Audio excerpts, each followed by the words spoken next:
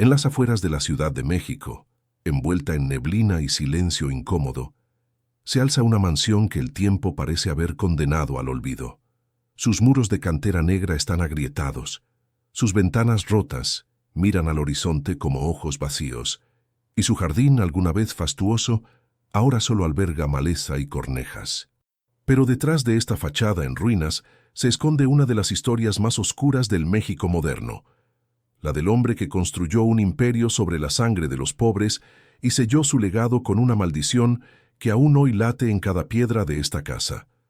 Su nombre era Manuel Larrea, y durante décadas fue conocido como el millonario más maldito de México. Nacido en 1862 en una modesta familia de Veracruz, Larrea no tuvo privilegios al nacer. Pero era ambicioso, implacable y, sobre todo, sabía cómo moverse en las sombras del poder. A finales del siglo XIX, mientras Porfirio Díaz consolidaba su dictadura, el petróleo comenzaba a transformarse en el nuevo oro. Larrea, con una mezcla de astucia y crueldad, logró obtener concesiones petroleras en el sureste del país, gracias a sobornos a funcionarios del régimen y alianzas secretas con intereses extranjeros. En menos de 15 años, pasó de ser un empleado de oficina a dueño de la mayor compañía petrolera privada del país, controlando pozos, ferrocarriles y hasta puertos. Pero su riqueza no vino sola. Llegó acompañada de despojos, represión y muertes silenciadas. Miles de campesinos fueron expulsados de sus tierras para dar paso a los pozos de Larrea. Quienes se resistían desaparecían. Sus cuerpos nunca se encontraban. Los pocos que lograban escapar contaban historias de guardias armados que quemaban casas enteras y enterraban a los disidentes en fosas comunes. El imperio de Larrea no era solo económico, era un aparato de terror privado, financiado por el petróleo, protegido por el Estado y bendecido por el silencio cómplice de la prensa.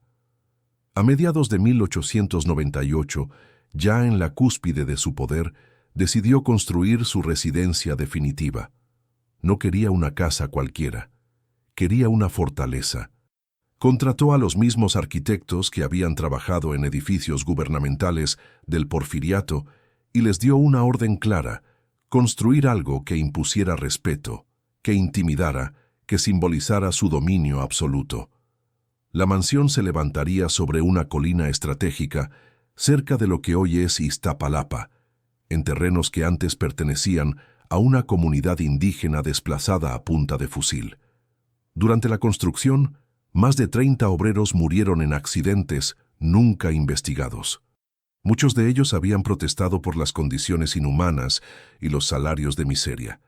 Sus cuerpos fueron enterrados en el subsuelo de los cimientos, sin lápidas ni nombres. La mansión, terminada en 1902, era un monstruo de estilo neoclásico con toques góticos. Contaba con más de 50 habitaciones, salones gigantescos, una capilla privada, donde jamás se ofició misa, y un sótano tan profundo que, según rumores, se conectaba con túneles que llevaban hasta las afueras de la ciudad. Las paredes interiores estaban forradas con maderas exóticas traídas de África. Los pisos eran de mármol italiano, y en el salón principal colgaba una araña de cristal tan grande que necesitaba 3 hombres para limpiarla. Pero lo más inquietante no era su lujo, sino su aislamiento absoluto. Altos muros, torres de vigilancia, puertas blindadas y perros guardianes convertían la propiedad en una prisión dorada, o en una trampa para quien osara entrar sin permiso. Manuel Larrea rara vez salía de allí. Prefería gobernar su imperio desde la sombra, mientras en el exterior México ardía en desigualdad. Mientras los periódicos alababan el progreso porfiriano, en los campos petroleros de Larrea, los trabajadores morían de agotamiento, enfermedades y balas perdidas. Él lo sabía y lo celebraba. En sus fiestas privadas, donde se codeaba con generales, banqueros y diplomáticos europeos, solía brindar por el silencio de los que no tienen voz. Antes de seguir, me encantaría saber de dónde me estás viendo. El español se habla en más de 20 países y cada uno de ustedes trae una historia distinta. ¿Eres de México, Argentina, España, Colombia? o tal vez de alguna comunidad hispanohablante en Estados Unidos o Europa, déjamelo en los comentarios. Tu presencia da vida a este canal y a estas historias que muchos prefieren enterrar. La mansión de Larrea no era solo un hogar, era un símbolo. Un monumento erguido sobre la explotación, la corrupción y el miedo. Y con el paso del tiempo, se convertiría en algo aún más peligroso, el escenario de una tragedia familiar que ninguna fortuna pudo evitar. Pero eso es una historia para la próxima parte. Detrás de los muros impenetrables de la mansión de Manuel Larrea, la vida transcurría en una burbuja de excesos y paranoia. Mientras afuera México se agitaba con las primeras chispas de la revolución, adentro todo parecía congelado en una farsa de civilización europea. Los salones se llenaban cada viernes con la élite porfiriana, generales con bigotes engominados, banqueros con relojes de oro, y esposas que lucían joyas robadas a las minas del norte.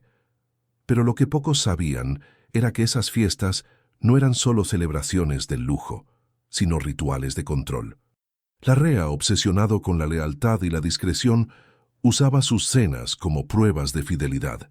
Invitaba a rivales disfrazados de aliados, escuchaba conversaciones desde habitaciones secretas, construidas con paneles móviles, y registraba cada palabra que se decía.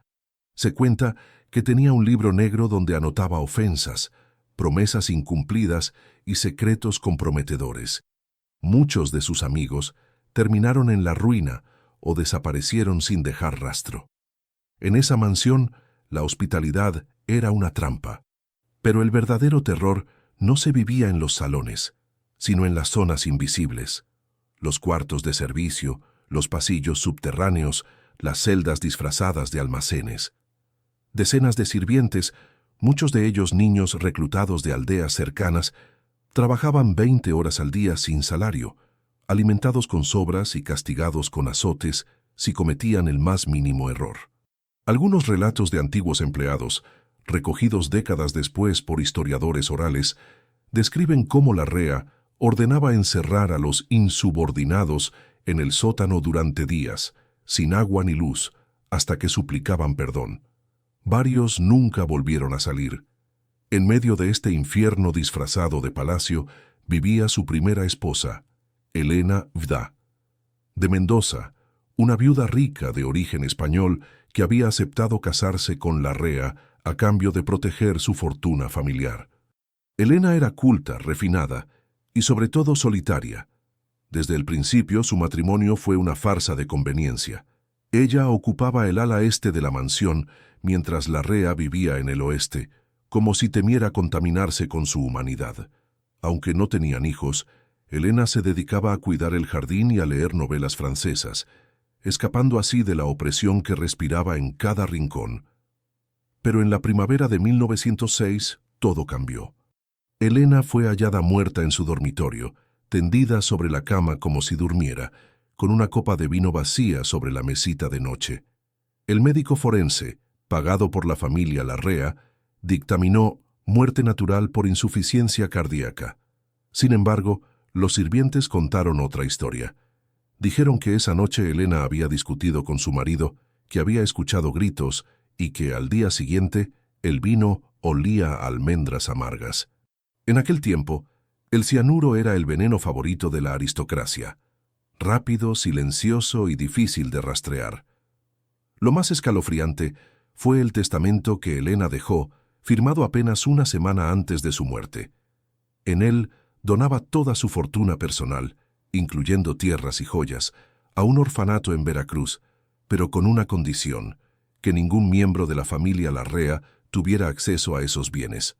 Larrea se enfureció. Ordenó quemar todos los documentos relacionados y despidió a los abogados que habían tramitado el legado. Aún así, parte del dinero llegó al orfanato. Y ese acto de generosidad póstuma se convirtió en la única luz en la oscuridad de aquella casa. Tras la muerte de Elena, la mansión entró en un período de decadencia espiritual.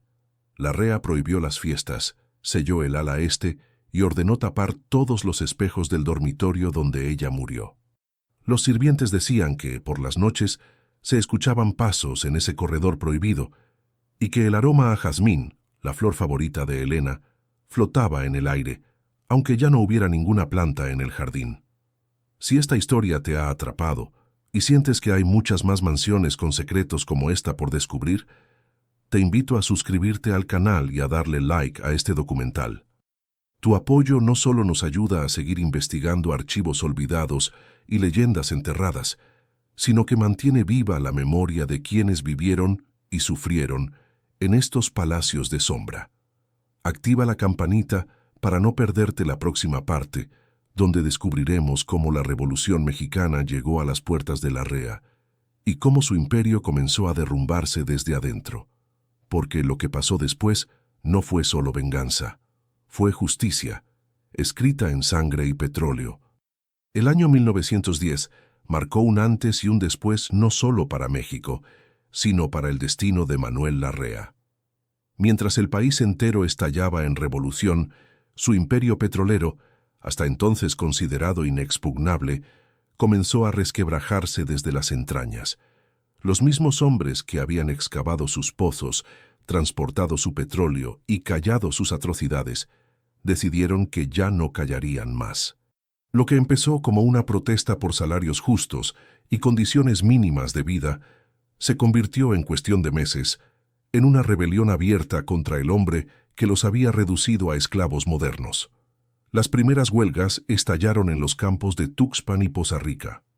Los trabajadores, organizados en secreto por líderes sindicales que habían leído a Zapata y a Flores Magón, exigían jornadas de 8 horas, atención médica y el fin de los castigos físicos. Larrea, desde su mansión blindada, respondió como siempre, con violencia. Contrató a grupos paramilitares, conocidos como los Halcones Negros, para reprimir a los manifestantes. En una sola semana, más de 50 obreros fueron ejecutados sumariamente y sus cuerpos colgados de los postes del ferrocarril como advertencia. Pero esta vez, la estrategia no funcionó. La sangre derramada encendió aún más el fuego de la rebelión. Lo que Larrea no anticipó fue la traición desde dentro.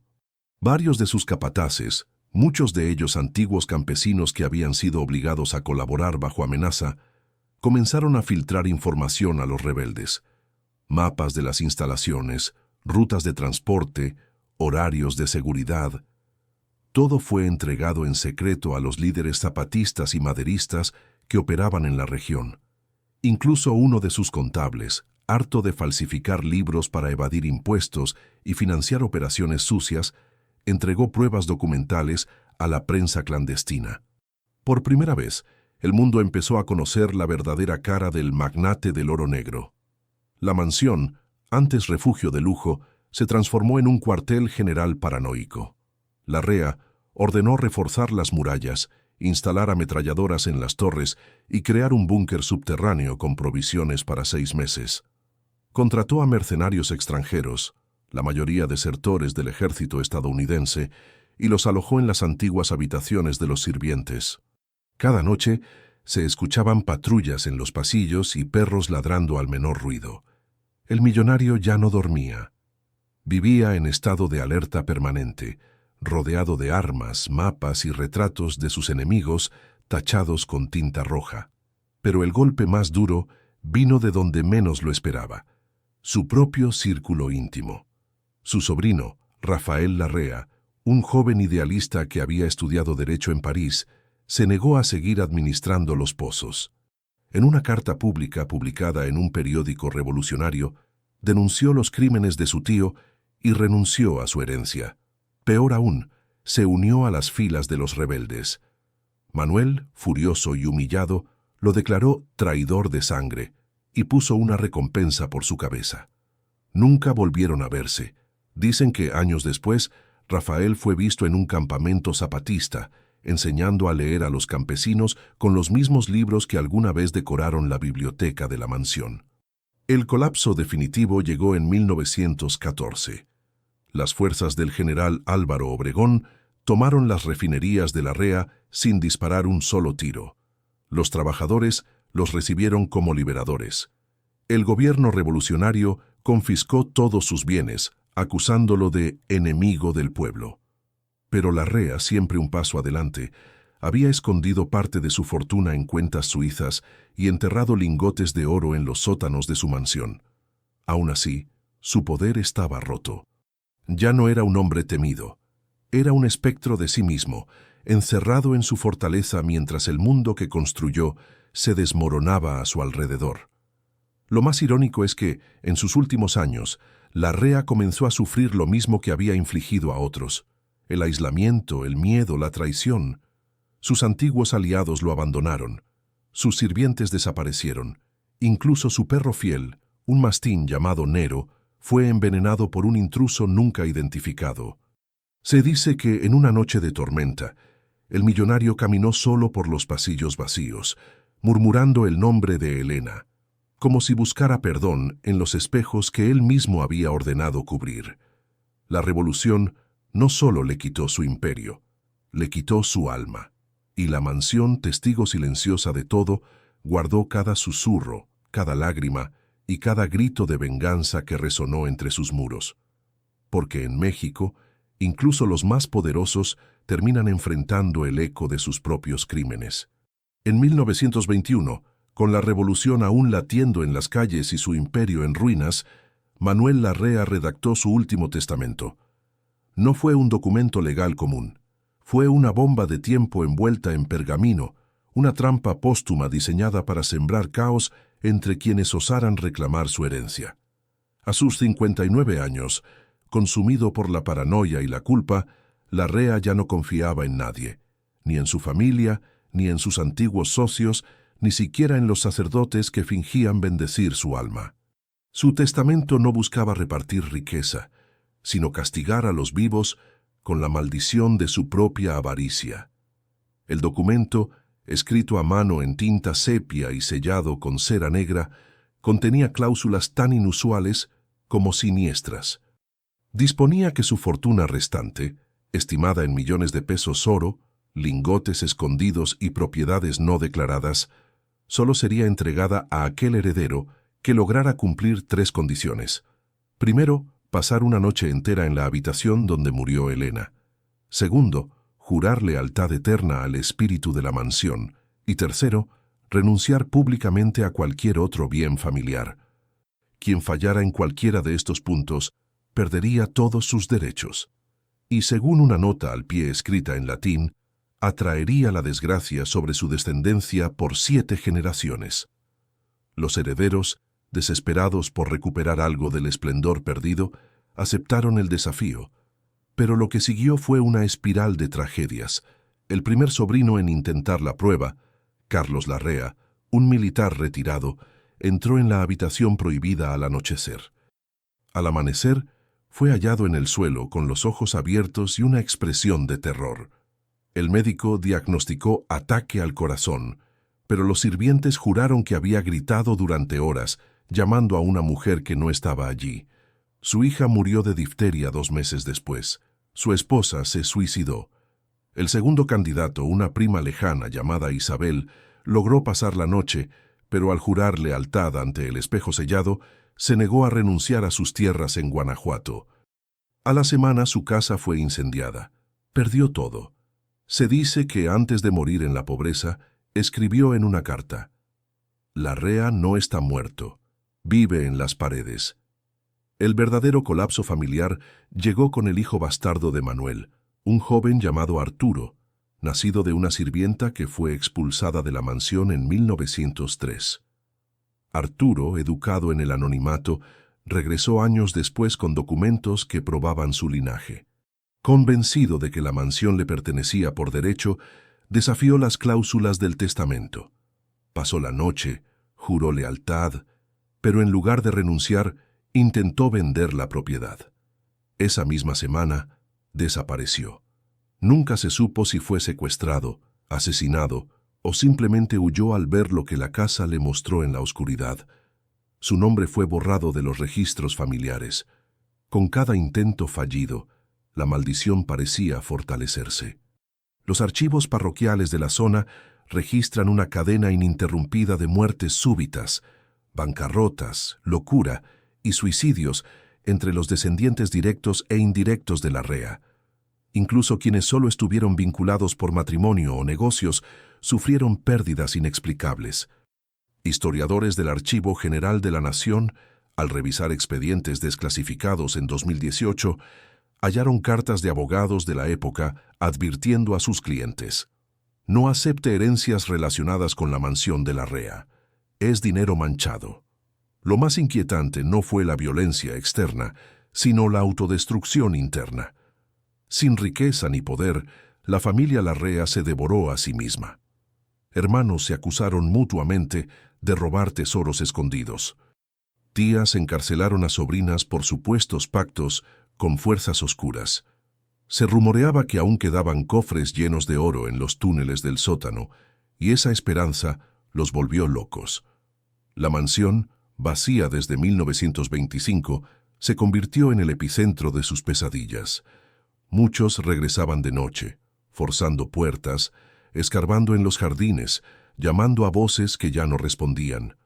La iglesia local, cansada de los escándalos, llegó a realizar un exorcismo en 1932.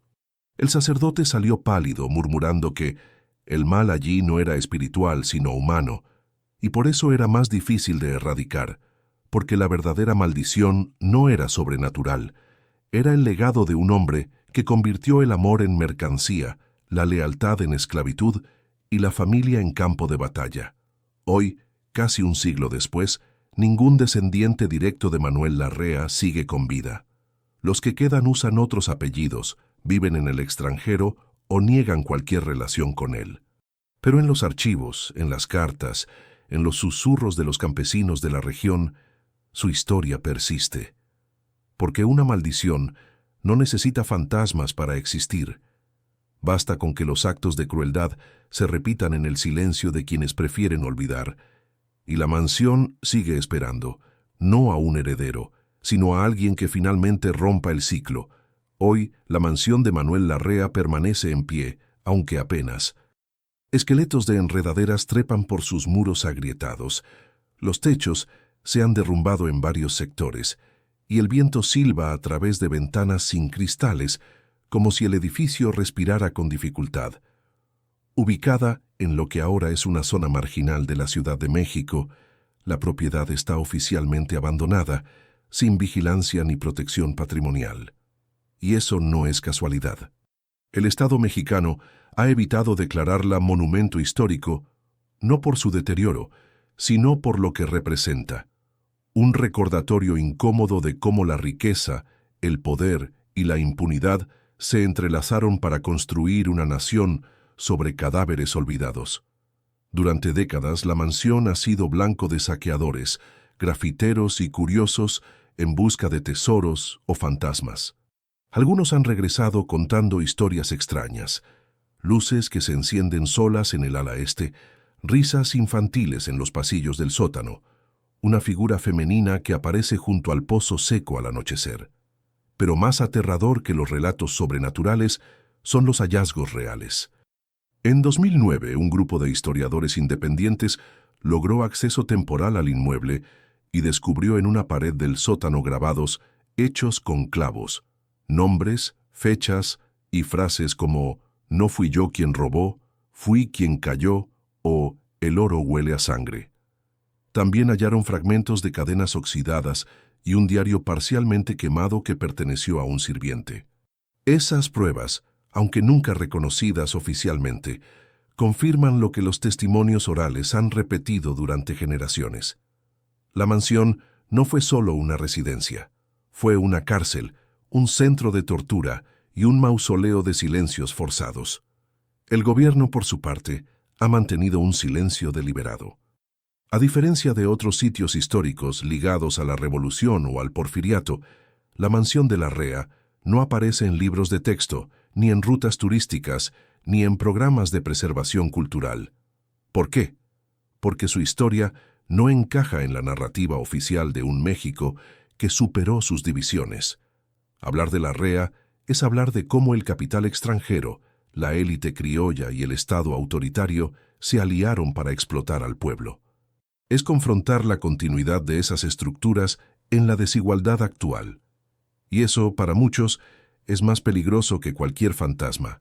Sin embargo, en los últimos años, activistas, académicos y familias de víctimas del antiguo régimen petrolero han exigido que la mansión sea recuperada como espacio de memoria histórica, no para glorificar a la rea, sino para honrar a quienes sufrieron en sus dominios. Proponen convertirla en un museo dedicado a las luchas obreras, los despojos territoriales y la resistencia campesina. Un lugar donde los jóvenes puedan entender que el lujo de unos pocos siempre ha tenido un precio pagado por muchos. Mientras tanto, la casa sigue ahí, mirando al cielo con sus ojos vacíos. Cada grieta en sus muros cuenta una historia, cada tabla podrida guarda un susurro. Y cada vez que alguien se atreve a entrar, no solo camina por sus pasillos, sino por los ecos de un pasado que México aún no ha tenido el valor de enfrentar. Si esta historia te conmovió, si crees que debemos recordar, no para odiar, sino para no repetir, entonces este documental no termina aquí, termina contigo. Suscríbete al canal, comparte este video con alguien que necesite conocer estas verdades enterradas y, sobre todo, deja tu opinión en los comentarios. ¿Crees que lugares como la mansión de la Rea deben convertirse en espacios de memoria o es mejor dejarlos en el olvido para no reabrir heridas? Tu voz importa, porque mientras haya alguien que recuerde, las víctimas no habrán muerto en vano. Manuel Larrea pensó que su legado sería oro, poder y miedo. Pero el verdadero legado que dejó fue una advertencia. Ningún imperio construido sobre la injusticia sobrevive para siempre. Solo sobrevive la memoria de quienes lo desafiaron.